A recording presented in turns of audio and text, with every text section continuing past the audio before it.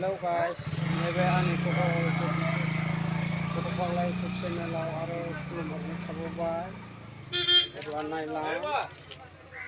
आं बानायनि hello guys नै जों दा गुरथालायाव फैनानै मैगं बायदिसिना लांफैदों नालाय दा आं भिडिअ आपल'ड खालामनाय जाहैबाय नायलांबाय था गाइसमोन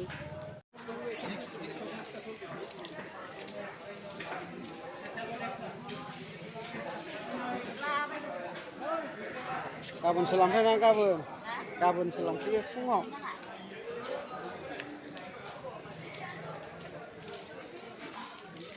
नैलाय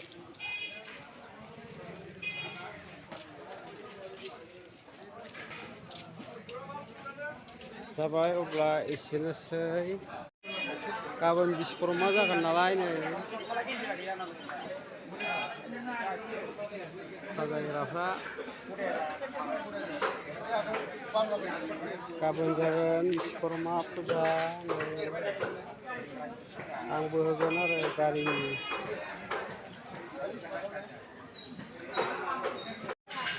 नैबे आदानावनो लाफै नै मैगङा थाजा फानथारो बेलाय मोखाङा नाहरदोब्रा मोखांखौबो नायला सोर सिनायनानै बायनांगौ नोंनाव बेलाय नैबे आदानावनो ला मैगङा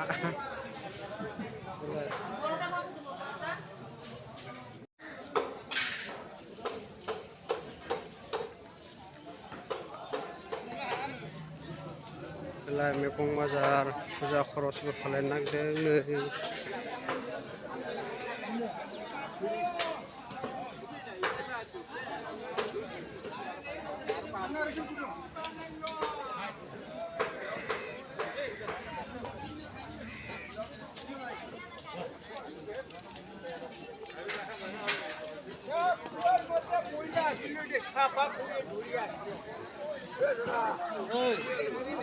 बेलाय मैगङा